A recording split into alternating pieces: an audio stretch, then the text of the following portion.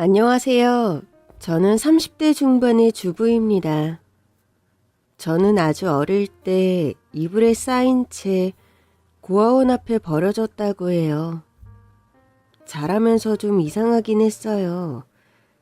저희 엄마는 늘 저에게 단 한 번도 밥을 차려주거나 잘했다는 칭찬을 해준 적이 없었거든요. 어릴 때 이불에 오줌을 쌌다고 집에서 쫓겨난 적도 있었죠. 예, 요구르트 하나 먹을래? 오줌 싼 옷도 갈아입지 못한 채 집 앞에 서 있는데 지나가던 요구르트 아주머니가 저에게 빨대를 꽂은 요구르트를 주셨어요. 아주머니 옆에는 제 또래의 남자애가 있었는데 종종 엄마에게 쫓겨날 때마다 요구르트 아줌마에게 요구르트를 얻어먹었던 기억이 납니다. 저는 공부를 좋아했어요. 그래서 학원에 보내달라고 했더니 엄마가 저를 사정없이 두드려 팬 날이 있었습니다. 그 후 저는 조금씩 비뚤어지기 시작했고 사춘기 때는 말대꾸는 기본 집을 나간 적도 있었습니다. 그즘 엄마는 제 면전에 대놓고 그랬어요. 넌 내 친자식이 아니라 고아원에서 주워온 애야. 알겠어? 엄마, 앞으로는 새엄마라고 불러. 너 집 나가면 내가 얼마나 불편한지 알아? 혼자 집안일 다 하느라 피곤해 죽겠어. 앞으로 네 처지를 알고 처신하라 이거야. 내 처지가 뭔데? 뭐긴 뭐야. 식무지. 집 나가는 식무가 어딨니? 먹여주고 채워주고 키워주는 거에 감사하면서 성실하게 일해. 그때부터는 아예 대놓고 식무 취급을 하더라고요. 알고 보니 전 자식이 아니라 식모로 입양된 것이었습니다. 충격은 심했지만 덕분에 정신은 번쩍 들었어요. 저는 손 놓고 있던 공부도 열심히 하기 시작했고 집에서는 열심히 살림도 했습니다. 덕분에 낙엽만 굴러가도 웃는다는 16살에 저는 손에 물이 마를 날이 없었고 집에선 살림에 밤낮으로 공부를 하느라 학교에서 코피가 터지는 날도 수두룩했습니다. 그렇게 고등학교 3학년이 됐을 때 전 전교 1등이었습니다. 저는 용기를 내 새엄마에게 말했어요. 저 대학 가고 싶어요. 뭐? 곧 입시 관련 학부모 상담이 있던 때였어요. 그래도 새엄마가 호적상 제 엄마였으니까 곧 있을 학부모 상담 때 그렇게 말만 해달라고 용기를 낸 거였어요.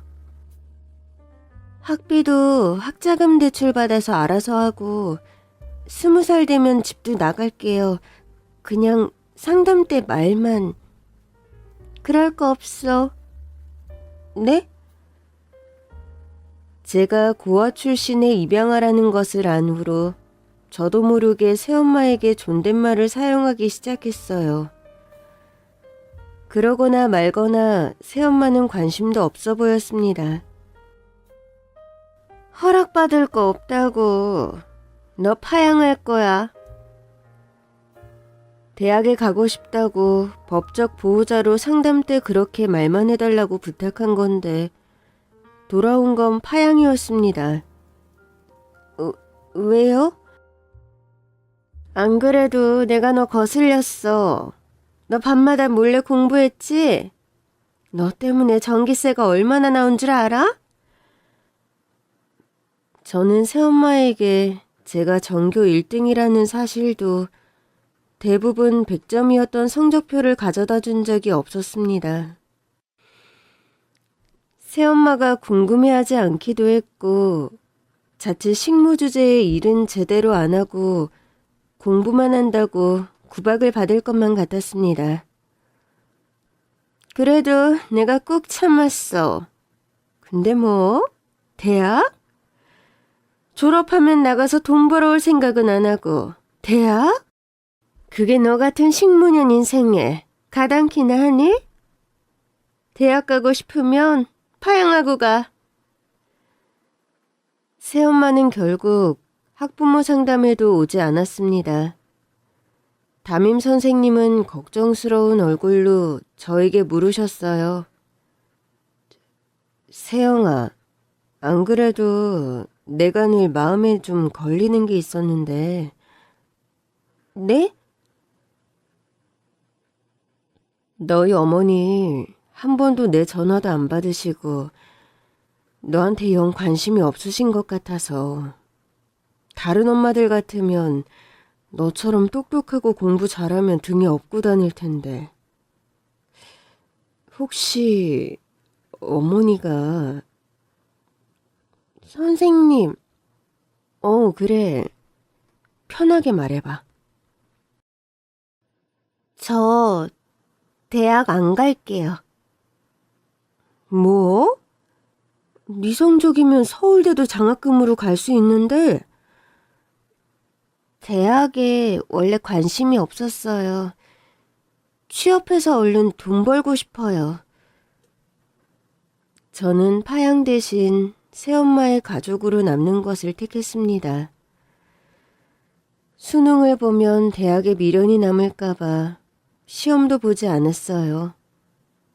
그러나 새엄마는 끝내 저를 파양했습니다. 아, 이제 속이 다 시원하다. 성인 될 때까지 먹여주고 키워주는 애 잊지 말아라. 나중에 꼭 갚고, 알겠니? 전 결국 숙식이 제공되는 공장에서 일하기 시작했습니다. 일도 하고 공부도 했어요. 덕분에 야간대학에 다니기 시작했고 그곳에서 지금의 남편을 만났습니다. 야간대학의 학생들은 연령대도 사연대도 다양했어요. 그곳에서 저와 남편은 유일한 동갑내기 동기였죠. 첫 수업 때 남편의 자기소개가 인상적이었어요. 저는 학창시절부터 늘 20살이 되면 일을 해야겠다고 생각했습니다. 저희 어머니는 어릴 때부터 홀로 요구르트를 팔며 절 키우셨는데 엄마의 짐을 좀 덜어드리고 싶었던 것 같아요.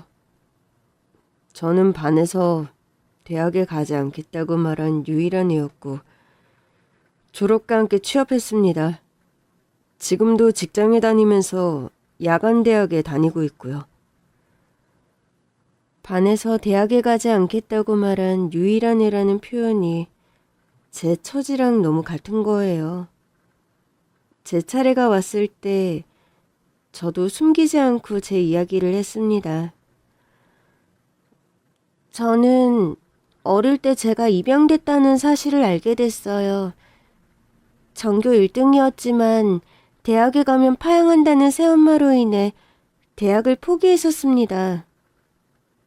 하지만 결국 파양됐고 어떻게든 대학엔 가고 싶었어요. 그래서 저도 일하면서 야간대학에 진학했습니다. 제 얘기를 듣던 남편의 눈빛을 기억합니다. 그 많은 사람들 사이에서 저를 뚫어지게 보는데 그날 이후 저에게 계속 말을 걸고 나중에는 옆에 앉아서 수업을 듣더라고요. 자연스럽게 우리는 커플이 됐고 결혼까지 약속했습니다. 둘 다 대학을 졸업한 뒤 남편의 어머니께 인사를 드리러 가는 날이었어요. 그 즈음에도 저는 결혼 자금을 모으기 위해 공장 기숙사에서 지내고 있었는데 이른 아침 조깅을 할 때면 늘 요구르트 아줌마와 마주쳤습니다. 안녕하세요. 남편과 결혼을 약속한 뒤 기분이 들떠 있을 때였어요. 드디어 나에게도 진짜 가족이 생기는구나 싶어 세상을 다 얻은 것 같았습니다.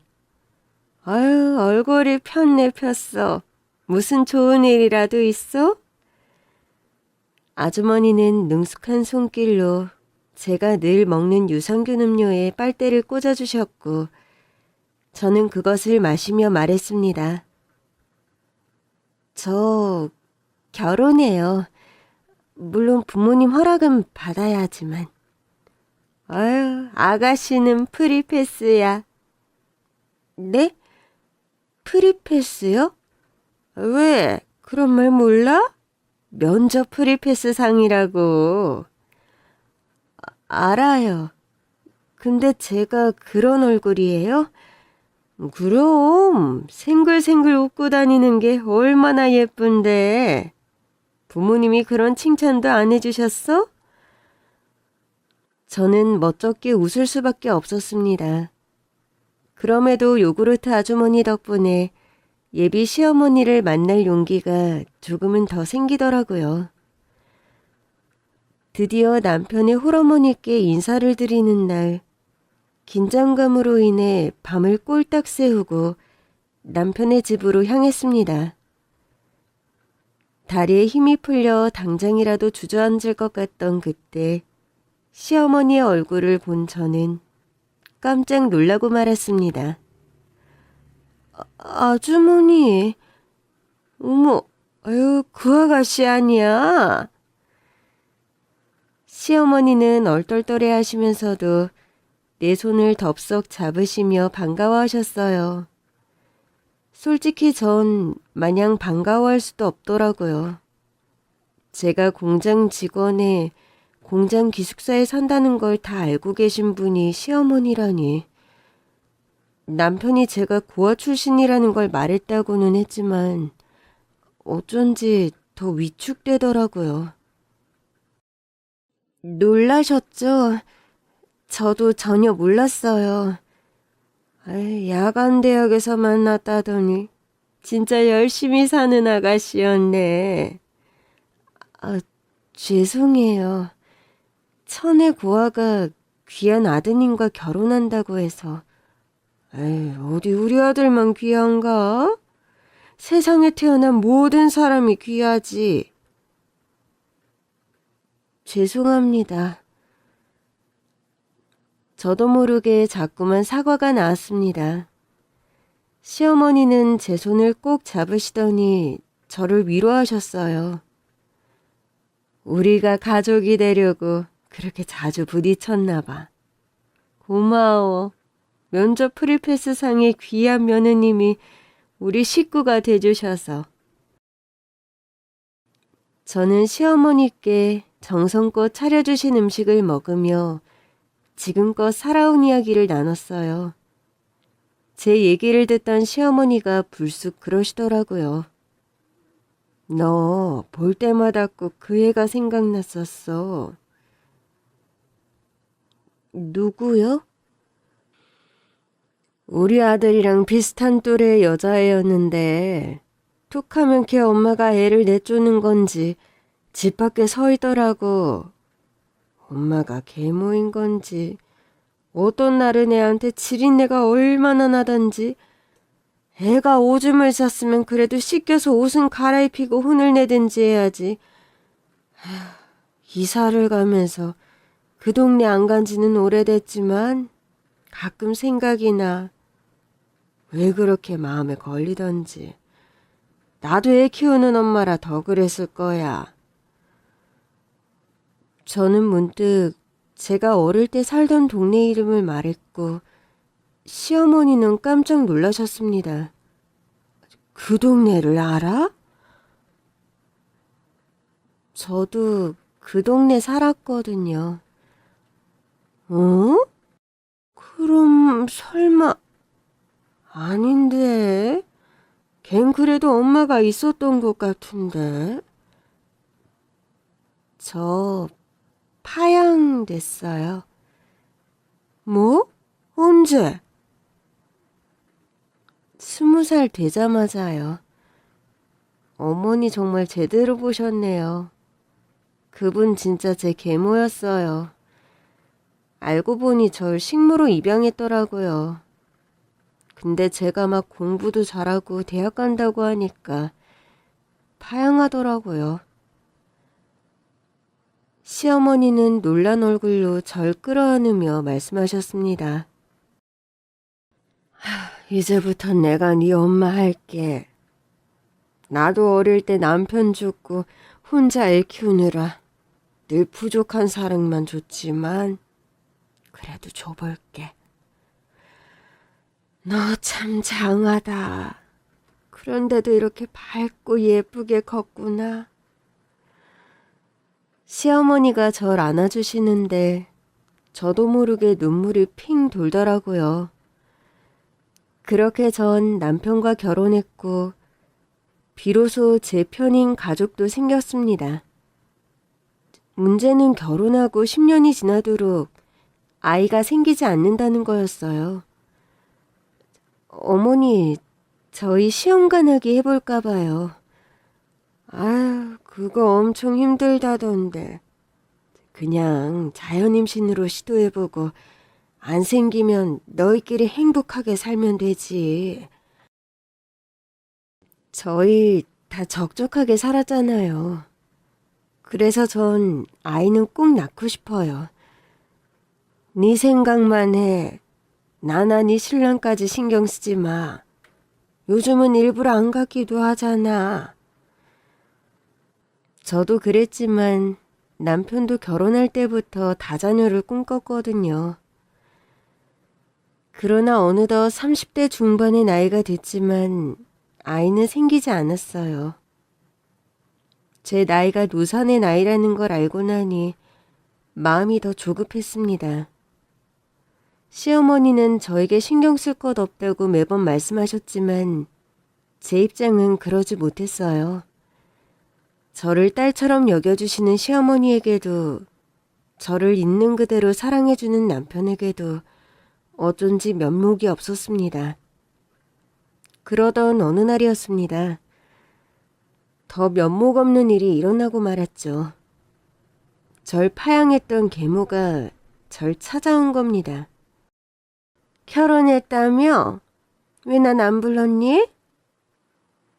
새엄마를 왜 불러요? 이제 법적 엄마도 아닌데. 하여튼 기집애, 아유, 말하는 싸가지 좀 봐. 이러니 머리 검은 짐승은 거두지도 말라는 거야. 그쪽이 먼저 연락처도 바꿨잖아요. 뭐? 그쪽? 언제는 엄마 말고 새엄마라고 부르라던 그 여자는 제가 그쪽이라고 했다며 화를 내더라고요. 아무튼 됐고 돈 좀 내놔봐. 뭐, 바뀌어놨어요? 내가 너 키워줬잖아. 먹여주고 재워준 양육비 내놔. 어느 날 갑자기 파양해서 버린 것도 모자라 어릴 때 키워준 양육비를 내놓으라니 2번 상처받은 마음에 말문이 턱 막힌 그때였습니다. 언제부터 듣고 계셨던 건지 시어머니가 빗자루를 머리 위로 든 채 뛰어나오시는 거예요. 미친 여자가 어디 와서 행패야! 그러면서 빗자루로 새엄마를 두드려 패시는데 저는 깜짝 놀랐지만 굳이 말리진 않았어요. 아니, 이 여자가 왜 이래? 예, 이 사람 누구야? 저는 절 구박하고 버렸던 계모를 개패듯이 패주는 시어머니를 보며 말했습니다. 내 엄마. 시어머니에게 두들겨 맞던 새엄마는 어이가 없다는 얼굴로 되물었습니다. 네가 엄마가 어딨어? 친엄마라도 찾았니? 그러자 다시 새어머니의 빗자루 타작이 시작됐습니다. 그래도 한때는 엄마였던 사람이 하는 소리 좀 봐. 아휴, 네가 무슨 엄마야? 내가 엄마다. 내가 우리의 엄마야. 2번 다시 나타나기만 해. 계모는 도망치듯 그 자리를 떠났고 저는 시어머니에게 안겨 엉엉 울었습니다. 마침 시어머니가 집에 와 계셨거든요. 시어머니는 저를 꼭 아는 채 말씀하셨어요. 행여나 저 여자가 다시 나타나도 오늘처럼 말해. 내가 네 엄마라고. 그러니 기죽을 거 없다. 넌 이제 힘없는 어린애가 아니고 남편도 있고 엄마도 있는 어른이야. 네. 아이는 없었지만 시어머니와 남편의 사랑을 받는 행복한 나날이었습니다. 그러나 그 행복은 오래가지 못했어요. 어느 날 갑자기 시어머니가 시한부 판정을 받으신 거예요. 태어나자마자 엄마에게 버림받고 새엄마의 구박 속에서 자란 저를 친딸처럼 사랑해 주셨던 시어머니는 임종 전 제 손을 꼭 잡으며 말씀하셨습니다. 네가 내 며느리여서 행복했어. 그렇게 돌아가신 시어머니의 납골당에서 전 시어머니가 남겨놓으신 기적의 선물을 받게 되었습니다. 시어머니가 말기암 진단을 받은 건 그로부터 3달 전이었어요. 아가, 아무래도 내가 오래 못 살 것 같다. 어머니, 그게 무슨 말씀이세요? 암인데 말기래. 치료도 못한대. 네? 시어머니는 방광암에 걸리셨는데 수술을 하기엔 이미 너무 늦은 상태였습니다. 물론 방광을 떼어내고 인공 방광을 다는 수술을 해볼 수는 있었지만 조직 검사 결과 암은 이미 여러 장기에 전이된 상태였어요. 그래도 연세가 있으셔서 1년은 사시지 않을까 싶은데 장담할 순 없습니다. 이미 통증이 너무 심하셔서 항암을 받으시는 게 좋긴 할 텐데 항암도 부작용을 간과할 순 없어서요. 권하진 못하겠고 원하시면 해드릴 순 있습니다. 결국 시어머니가 받을 수 있는 치료는 통증을 줄여주는 강한 진통제를 처방받는 것뿐이었습니다. 저는 결심했습니다. 여보, 우리 시험관하기 시술하자. 갑자기? 가뜩이나 엄마도 아프신데. 그러니까 해야지. 1년은 사실 수 있다잖아. 우리한테 아기가 생기면 그 희망으로 더 사실지도 몰라. 남편은 그제야 제 말뜻을 알아듣고는 고개를 끄덕였어요. 당신이 힘들 것 같아서 걱정은 되지만 시도는 해보자. 당신 정말 괜찮겠어? 어머니를 하루라도 더 살게만 할 수 있다면 난 뭐든 할 수 있어. 저는 그렇게 시험관하기 시술을 시작했고 매일 제 배에 주사바늘을 찔러 넣는 고통을 감수했습니다. 그러나 시도는 번번이 실패했고 나날이 쇠약해지는 시어머니에게 어떠한 희망도 드리지 못하는 저 자신이 밉기까지 했어요. 그럼에도 되도록 많은 시간을 시어머니와 함께 보내기 위해 회사에 휴직계를 냈습니다. 어머니, 오늘부턴 저희 어머니랑 같이 지내려고요. 아유, 이 귀한 것. 어떻게 너처럼 예쁘고 사랑스러운 애가 내 딸이 됐을까? 하여튼 어머니는 너무 칭찬만 하셔. 제가 어머니 만나고 얼마나 오만해졌는지 모르시죠? 제가 세상에서 제일 예쁜 줄 착각하고 살아요. 어머, 난 사실만 말했는데 그게 왜 오만이니? 이제야 네가 너의 진짜 가치를 깨달은 거야.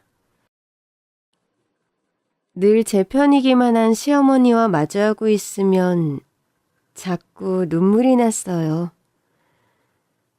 비로소 만난 엄마를 다시 잃는 것만 같았습니다. 아가, 사실 내가 너 몰래 해둔 게 하나 있어. 저 몰래요? 네 유전자 등록을 해놨어. 혹여나 네 친부모랑 연결이 될까 싶어서. 솔직히 말해 친부모를 찾겠다는 생각은 한 번도 해본 적이 없었어요. 어릴 땐 계모로 인해 상처가 커서 날 버린 그 사람들이 싫었고 시어머니를 만난 뒤로는 굳이 찾아야 할 필요성을 못 느꼈죠. 왜 그러셨어요? 널 두고 가려니까 마음이 안 놓여서. 나도 없이 니들 둘이 덜렁 살아갈 생각을 하면 눈이 안 감길 것 같아. 그럼 눈을 안 감으시면 되지. 저희랑 더 오래 같이 사시면 되잖아요. 난 충분히 행복했어. 사람마다 주어진 명이라는 게 있는 거잖아. 난 자연스럽게 살다가 자연스럽게 가고 싶다. 근데 네가 마음에 걸려. 우리 아들이야 너 있으니까 괜찮겠지만 넌 나도 참 의지했잖니. 울컥 눈물이 나서 한동안 말을 잇지 못하고 있는데 시어머니가 그러시더라고요. 거기서 연락이 왔어. 네 유전자랑 90% 일치하는 사람이 나타났대. 저는 깜짝 놀랄 수밖에 없었습니다. 누군데요? 네 생모 같다는데? 네? 외국에서 살고 있었더라. 자세한 사연은 만나서. 어머니, 저 싫어요. 뭐? 전 어머니랑 우리 남편이면 충분해요. 그 사람 만나기 싫어요. 갑자기 마음 안에서 강한 거부감이 들더라고요.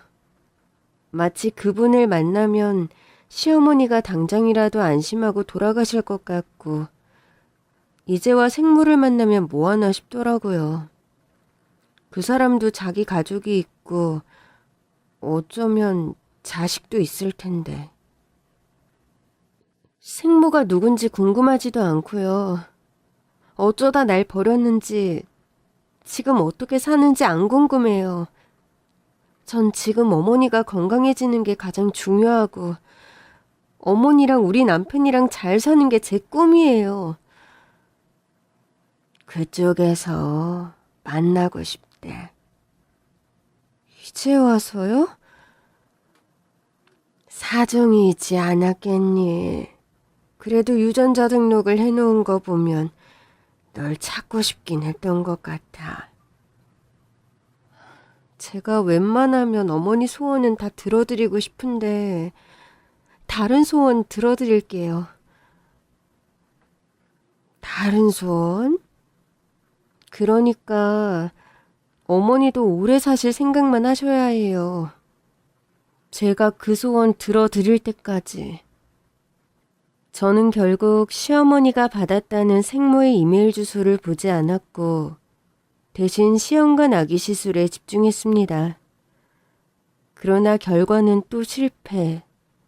하루가 다르게 통증이 늘어가는 시어머니를 보는 것도 괴로운데 시험관 아기 시술마저 계속 실패하니 자꾸만 우울해지더라고요. 여보, 우리 그냥 엄마 살아계시는 동안은 엄마에게 더 에너지를 쓰는 게 어떨까? 엄마가 올해는 못 버티실 것 같아. 저는 결국 눈물을 쏟고 말았습니다. 저를 친딸처럼 사랑해준 시어머니에게 남편을 꼭 닮은 아이 하나를 안겨드리지 못한다는 게 괴로웠어요. 가뜩이나 괴로움이 발버둥 치고 있던 어느 날 새엄마에게서 전화가 왔습니다. 제 번호는 어떻게 하신 거예요? 그게 중요하니? 추마할 수도 있지. 내가 너 키워준 사람인데. 대뜸 전화를 해서는 또다시 절 키워줬다며 공치사는 하는데 맘 같아선 그냥 끊고 싶더라고요. 그나저나 그렇게 곱게 키워놨는데 어째 애는 없는 것 같더라? 이제와 제 안부가 궁금하신 거예요? 아님 제가 아이가 없는 게 고소하신 거예요? 예, 그게 다 네가 효심을 저버려서 그런 거야. 뭐라고요? 누가 뭐래도 내가 너 키워준 사람인데 지금껏 네가 나한테 해준 게 뭐니? 건강하게 잘 키워줬잖아. 애 못 갖는 거야 네 탓이고. 결국 또 돈 얘기를 하는구나 싶었습니다. 이제라도 네가 나한테 잘해봐라. 그래도 내가 부모 자식으로 맺은 년이 있는데 널 위해 기도라도 해주지 않겠니? 기도는 제가 할게요. 저 바빠요. 아, 예. 부모가 자식을 위하는 기도는 그 힘이 다른 거야. 저기요. 뭐? 저기요? 진짜 부모는요. 돈 안 받고도 자식을 위해 눈물 흘리며 기도하는 사람이에요. 뭐가 어째? 그쪽처럼 돈 받고 기도해주겠다고 하는 사람들을 뭐라고 하는지 아세요? 뭐라고 하는데?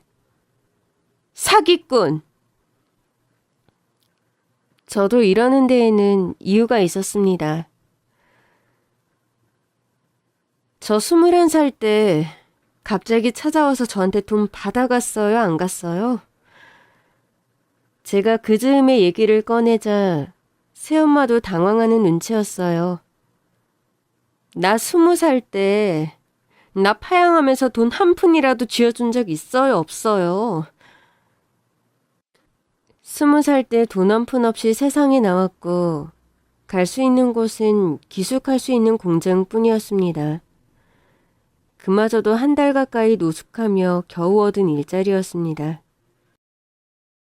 그렇게 1년 정도 일했을 때 새엄마가 갑자기 연락을 해왔어요. 예, 취업은 했니?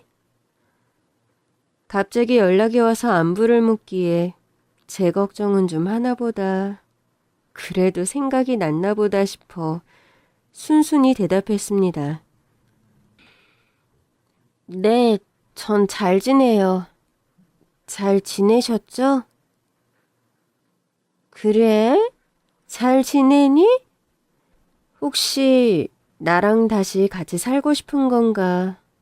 파양했던 걸 후회하는 걸까 기대도 했었습니다. 그럼 너 모아둔 돈 좀 있니? 네? 얼마나 있냐고?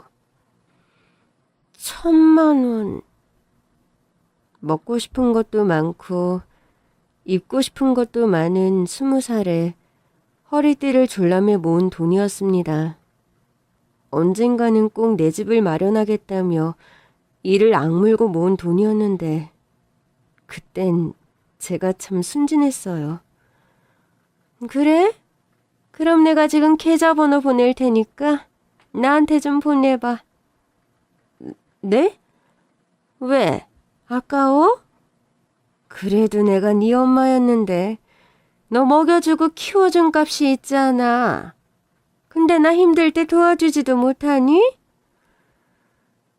야간대학에 막 진학해 학비도 들 때였어요. 그렇지만 새엄마가 그렇게까지 말하는데 차마 외면은 못하겠더라고요. 결국 전 수중에 있는 돈을 모두 새엄마에게 입금해 주었습니다.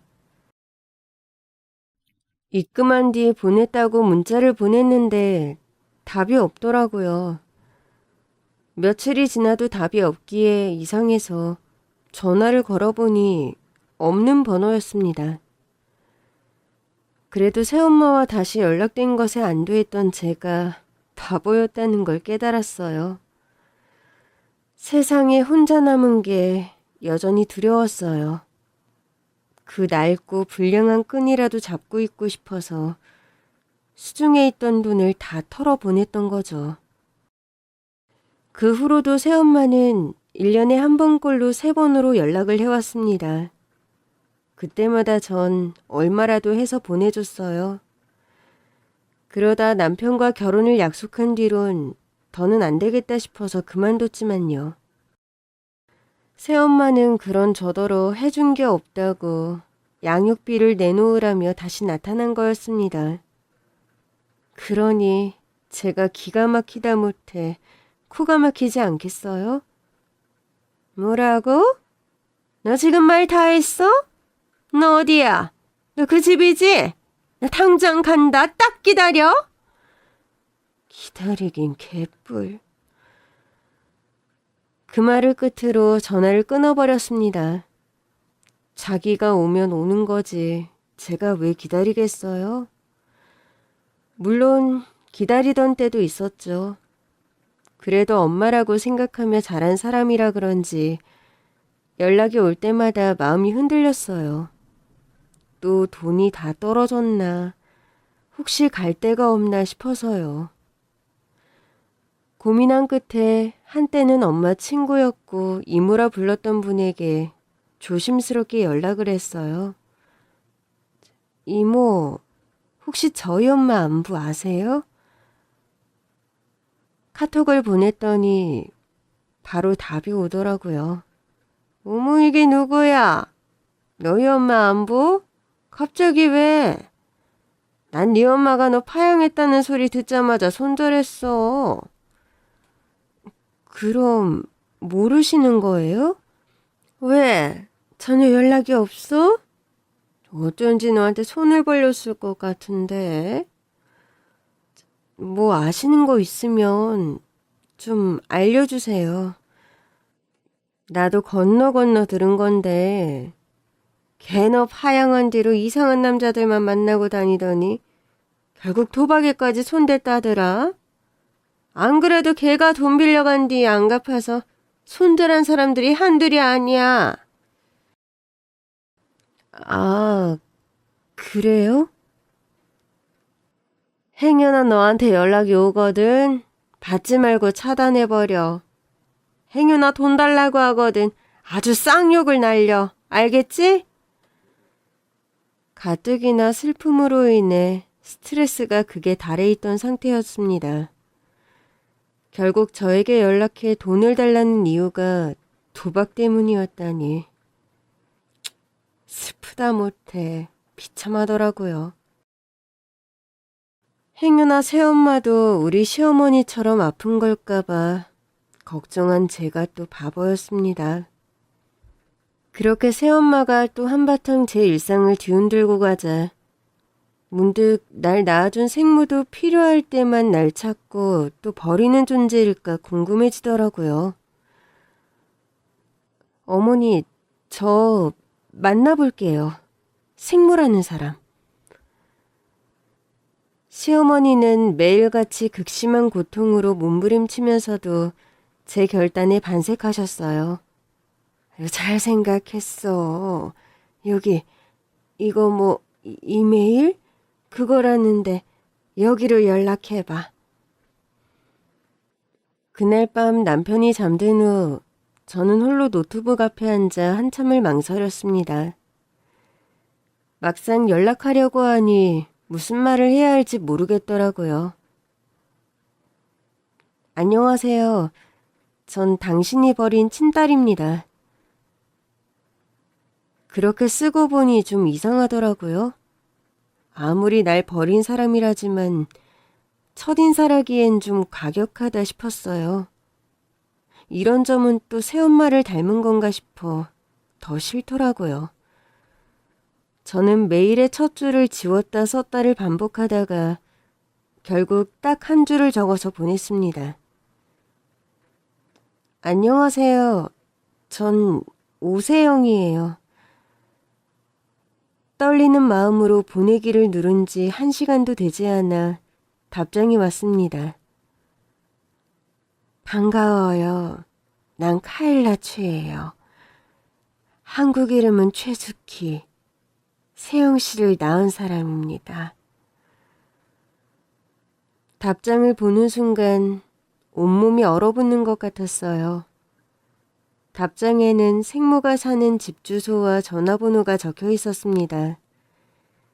저에게 직접 와도 좋고 여의치 않으면 생모가 한국으로 절 만나러 오겠다는 내용도 있었습니다. 그러나 전 바로 대답하지 못했어요.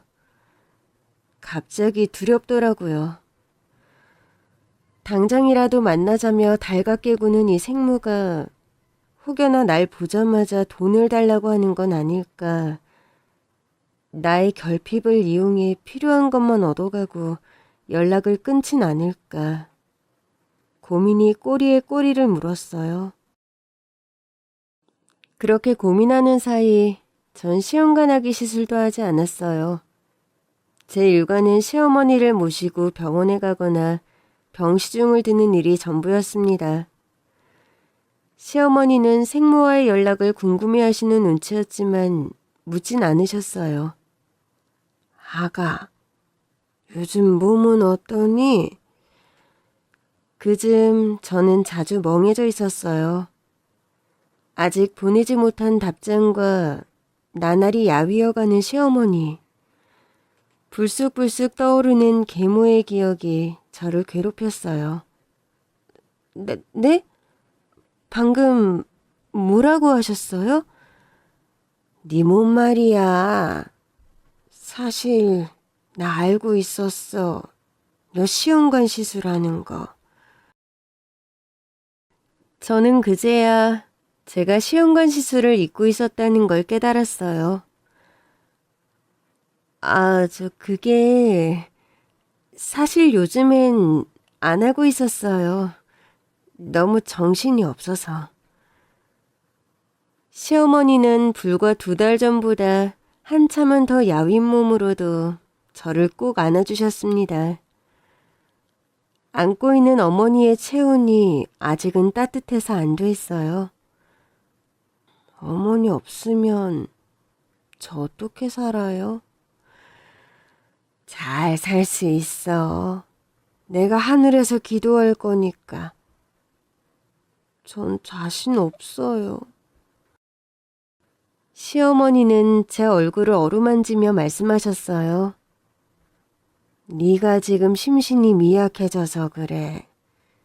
내일부터는 전에 하던 아침 조깅도 하고 필요하면 다시 회사 가서 일도 해. 나랑만 붙어 있으니까 네가 더 기운이 없지. 그런 거 아니에요. 제가 죄송해요. 갑자기 생각이 많아져서. 시험관 아기 시술 하지 마. 그것 때문에 몸 많이 상했을 거야. 그럼 어떡해요. 저 진짜 우리 아이 낳고 싶어요. 그게 네 소원이니? 어머니한테 안겨드리는 게 소원이었는데. 네 마음만으로도 이미 감동했어. 네 존재 자체가 나한텐 이미 선물이야. 그렇게 애쓸 거 없어. 기댈 데가 없이 자라서 그런가 봐요. 제가 뭘 해야 사랑받을 수 있을 거라는 생각을 지울 수가 없어요. 덕분에 네가 늘 겸손하고 싹싹하잖아. 내가 그 덕을 지금도 보고 있잖니. 어느 며느리가 아픈 시어머니를 이렇게까지 돌보겠어? 어머니는 그냥 시어머니 아니고 진짜 제 엄마라니까요. 그래, 맞아. 엄마는 많을수록 좋지. 시어머니가 참아왔던 얘기를 꺼내시더라고요. 내가 세상에 없는 것 같아도 난 늘 너희 곁에 있을 거야. 그렇지만 눈에 보이는 부모가 더 있는 건 분명 힘이 될 거야. 제가 만나길 바라시는 거죠? 네 안에 있는 결핍이 좀 해결될지도 모르잖아. 난 네가 더 행복해졌으면 좋겠어. 만났다가 더 불행해지면요?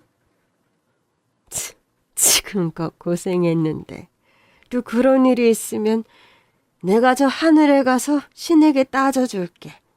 왜 자꾸 우리 애만 힘들게 하시냐고. 저도 모르게 웃음이 나더라고요. 약속하신 거예요? 그럼 내가 네 소원도 꼭 이뤄달라고 할게. 그러니까 자꾸 아프게 네 몸에 바늘구멍 만들지 말고 마음 편하게 먹고 운동하고 건강하게 지내. 건강한 몸에 아기도 찾아오지 않겠어? 네가 그렇게 원한다니까 나도 이제 아기 없이 살아도 되지 않느냐는 소리는 안 할게. 나도 같이 기도할게. 어머, 그럼 지금까진 기도 안 해주신 거예요? 지금까지는 니들 둘이라도 행복하면 그만이라고 생각했지. 근데 생각해보니 너한테는 네 핏줄이 참 중요한 의미겠더라. 나로선 혼자 애 키우면서 고생을 너무 해서 솔직히 아이 없이 둘이 행복하게 살아도 괜찮다고 생각했거든. 아이야 생기면야 좋겠지만 안 생기더라도 둘이 가고 싶은 대로 여행도 다니고 맛있는 것도 먹고 평생 연애하듯이 살았으면 했어. 하여튼 우리 어머니는 늘 내 생각만 하셔. 다른 시어머니들은 며느리가 아기 안 낳을까봐 전전긍긍이던데. 난 네 엄마잖니. 그냥 시어머니가 아니라 내 엄마. 결국 전 생모의 이메일에 답장을 썼습니다. 맘 같아선 제가 가고 싶지만 절 친딸처럼 사랑해주신 시어머니가 시한부세요. 여력이 안 되시면 나중에라도 제가 갈 테니 편하게 생각해 주세요. 두 번째 답장에는 30분도 안 돼 또 답장이 왔어요. 내가 갈게요. 당장 갈게요. 항공권 구하는 대로. 그 뒤로도 생모는 당장 항공권이 없어서 다음 주에 도착할 것 같다는 둥, 좋아하는 게 뭐냐는 둥, 메일을 통해 계속 연락을 해왔습니다. 제 번호가 궁금할 법도 한데 알려주지 않으니 굳이 묻진 않더라고요. 그리고 드디어 생모가 한국으로 출발한다는 메일을 보낸 날, 전 제 연락처를 알려드렸습니다. 조금 뒤 휴대폰으로 문자가 왔어요. 주소도 알려줄 수 있어요? 도착하는 대로 갈게요. 저는 또 고민 끝에 답장을 썼습니다. 제가 공항으로 갈게요. 생모가 도착하는 날 시어머니는 아픈 몸을 이끌고도 저와 함께 공항에 가겠다고 고집을 부리셨습니다. 엄마, 제가 같이 가서 모시고 올게요. 저도 월차 샀어요. 그래도 내가 가야지. 우리 예쁜 며느리 낳아주신 분인데 내가 가서 맞아야지. 우리 부부의 걱정과 달리 공항으로 가는 시어머니의 컨디션은 평소보다 한참 좋아 보이셨습니다. 어머니는 아침 일찍부터 일어나 미리 드라이해둔 한복까지 꺼내 입으셨어요. 어머니, 한복 안 불편하세요? 편하게 입고 가셔도 되는데. 누가 보면 상견례하는 줄 알겠어요. 막말로 상견례 맞지? 이제 우리 며느리 진짜 엄마를 만나는데 제 진짜 엄마는 어머니시거든요. 그럼 내가 첫 번째 엄마하고 생모가 두 번째 엄마인 걸로 하자. 그럼 나도 안 섭섭할 것 같아. 당연하죠. 막상 공항에 도착하고 나니 가슴이 너무 떨리더라고요. 평생 안 봐도 아쉬울 거 없는 사람이라고 다짐까지 하고 나왔는데 막상 출국장 앞에 서자 너무 떨려서 도망을 다 치고 싶더라고요. 남편은 덜덜 떨고 있는 제 손을 꼭 잡았어요. 저는 그 손으로 시어머니의 휠체어 손잡이를 꼭 잡았습니다. 그즘 시어머니는 거동이 많이 불편하셨어요. 그런데도 한복까지 입고 제 생모를 맞이하기 위해 길을 나서신 거였죠. 마침내 저 앞으로 중년의 여자가 보이는데 한눈에도 제 생모인 걸 알겠더라고요. 시어머니도 저와 같은 사람을 보며 말씀하셨습니다. 아유, 세상에 너랑 똑같이 생겼다. 지나가다 봐도 네 엄마야. 너무 당혹스러운 순간이었는데 저도 모르게 눈물이 나더라고요. 생모 역시 저를 바로 알아보시곤 손을 덜덜 떨며 다가왔습니다. 생모의 얼굴도 눈물로 범벅이 돼 있었어요. 오 마이 갓, 내 딸이구나. 진짜 미워할 거라고 다짐하며 나온 길이었어요. 이번엔 새엄마에게 당했듯 주기만 하고 버림받지 않을 거라고, 날 위하는 척 사랑하는 척하는 생모에게 속지 않을 거라고 다짐했는데 그 품에 안기는 순간 저는 엉엉 울고 말았습니다. 미안해. 내가 미안해. 생모는 한참을 미안하다고만 했어요. 그렇게 한바탕을 울다가 우리는 예약해둔 한식당으로 향했습니다. 시어머니와 남편의 권유로 생모와 나란히 앉았는데 제 예상과 달리 불편하지 않고 편하더라고요. 아유, 세상에. 이제라도 만났으니 얼마나 다행이에요.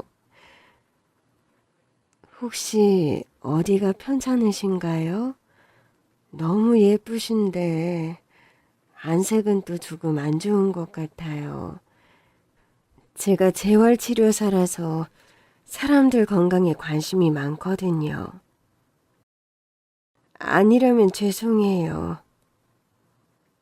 제대로 보셨어요. 저 얼마 못 살아요. 그래서 제가 우리 며느리 유전자를 등록했어요. 두고 가는 게 마음이 편하지 않아서요. 생모는 세상이 무너진 듯한 표정을 지으며 안타까워했습니다. 아휴, 우리 딸을 이렇게 사랑해 주셨는데 뭐라 감히 위로를 드려야 할지 모르겠습니다.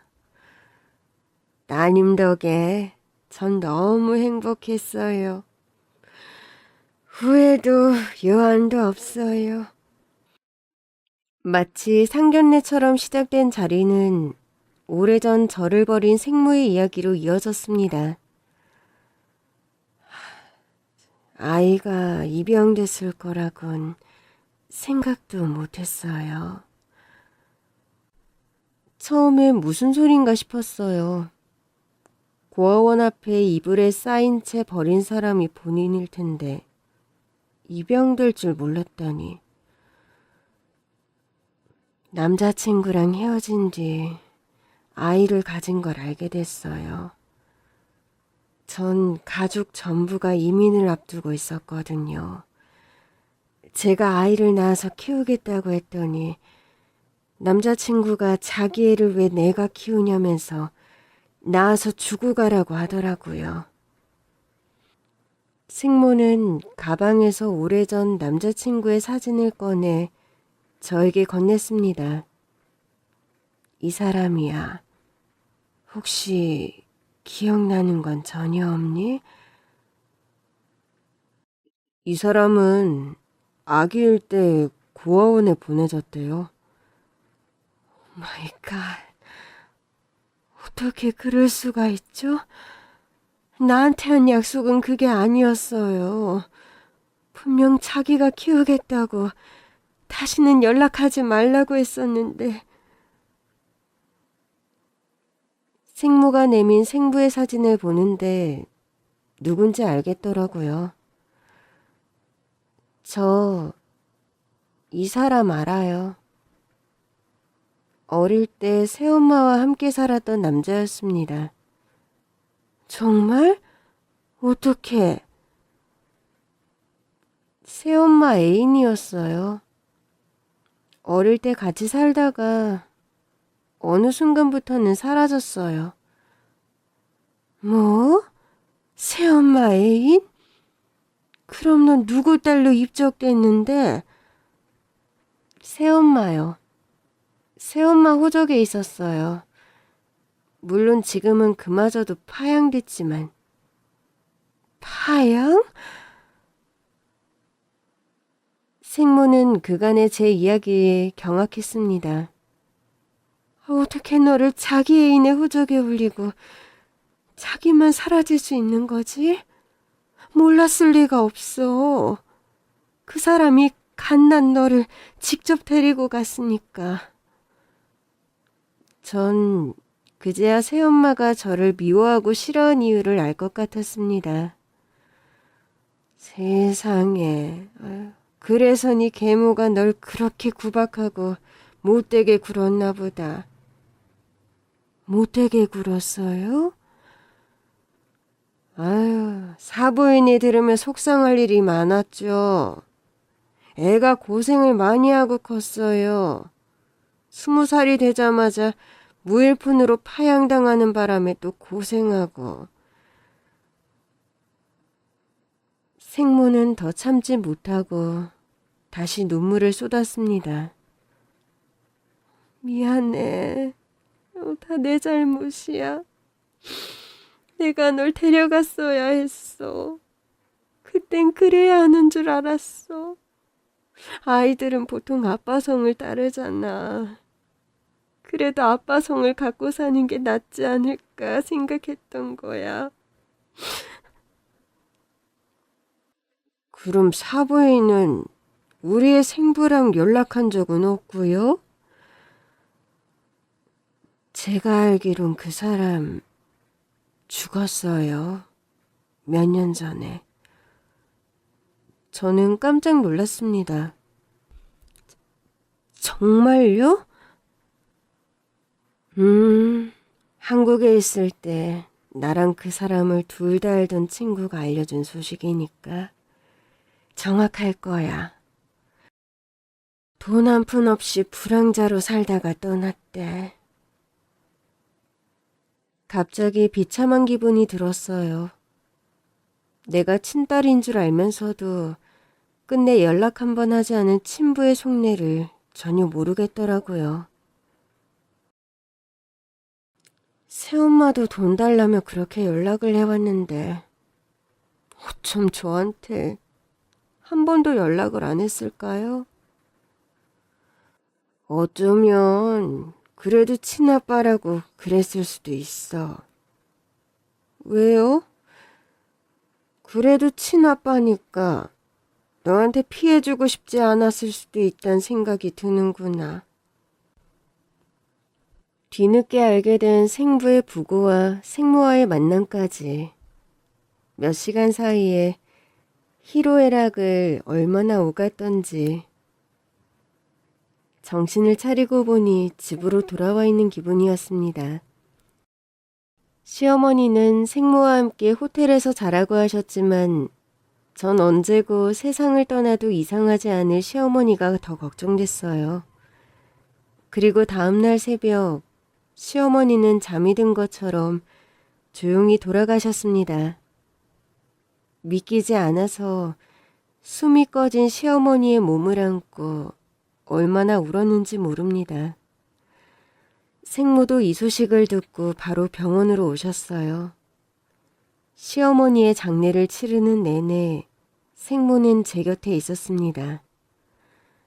밥 한 술 못 드는 저에게 밥을 챙겨주고 물을 챙겨주고 멍하니 서 있는 저를 쉴 수 있게 자리에 앉히고 이런 게 진짜 엄마인 건가 싶더라고요. 덕분에 전 생모의 존재가 조금은 편해졌어요. 다만 생모가 나타나자마자 시어머니가 돌아가신 게 너무 슬퍼서 눈물이 멈추지 않았어요. 제가 엄마 만나고 가는 걸 보시려고 버티신 것 같다는 생각이 들더라고요. 그렇게 생각하니 제가 죄인인 것 같고 불효녀인 것 같았어요. 얼른 좀 만나서 어머니 맘 좀 편하게 해드리지. 그 아픈 몸으로 버티느라 얼마나 힘드셨을까 싶더라고요. 장례를 마친 뒤 화장한 어머니의 유골함을 들고 납골당으로 향했습니다. 원래 같으면 아들인 남편이 들어야겠지만 남편이 저에게 그걸 주더라고요. 전 시어머니의 유골함을 품에 안은 채 꺼이꺼이 울며 납골당까지 갔어요. 그런 제 어깨를 뒤에서 생모가 감싸 안고 있었죠. 마지막으로 시어머니의 유골함을 안치하는데 또 눈물이 멈추질 않더라고요. 이곳에 시어머니를 혼자 두고 간다고 생각하니 견디질 못하겠더라고요. 여보, 우리 어머니 유골함 그냥 집에 모시면 안 돼? 여보, 우리 엄마 편하게 쉬게 해드리자. 평생 엄마로 사시느라 행복하기도 하셨겠지만 고단하셨을 거야. 이제 좀 자유롭게 해드리자. 저는 한참을 그 앞에 서 있다가 갑자기 헛구역질을 시작했어요. 너무 울어서 그런가? 여보, 일단 집으로 가자. 그런데 그 순간 느낌이 이상하더라고요. 저는 놀라서 시어머니의 유골함을 봤습니다. 혹시 이거 입덧 아니에요?